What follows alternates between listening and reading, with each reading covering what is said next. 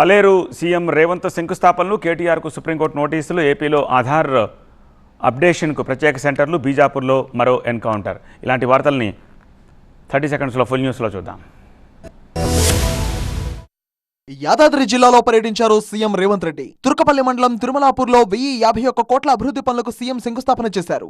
700 కోట్లతో గంధమల్ల రిజర్వాయర్ పనులకు foundation stone వేశారు. 180 కోట్లతో యాదగిరిగుట్టలో మెడికల్ కళాశాల నిర్మాణానికి, 200 కోట్లతో ఇంటిగ్రేటెడ్ రెసిడెన్షియల్ స్కూల్ నిర్మాణానికి శంకుస్థాపన వేశారు. 100 కోట్లతో యాదగిరిగుట్ట టెంపుల్ అభివృద్ధి పనులకు శంకుస్థాపన చేశారు సీఎం రేవంత్ రెడ్డి. ఆ తర్వాత బహిరంగ సభలో ప్రసంగించారు. యాదాద్రిలో విద్యా సంస్థలను యూనివర్సిటీల స్థాయికి తీసుకువెళ్తామన్నారు. టీటీడీ తరహాలో త్వరలోనే వైటీడీని ఏర్పాటు చేస్తామని చెప్పారు.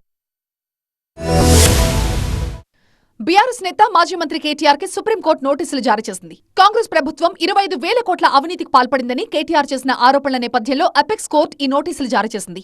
కేటీఆర్ ఆరోపణలపై ఉట్నూరు పోలీస్ స్టేషన్లో కాంగ్రెస్ నేత ఆత్రం సుగుణ ఫిర్యాదు చేయడంతో పోలీసులు కేసు నమోదు చేశారు. తనపై నమోదైన కేసుని హైకోర్టులో సవాల్ చేశారు కేటీఆర్. హైకోర్టు కేటీఆర్ కి అనుకూలంగా తీర్పునిచ్చింది.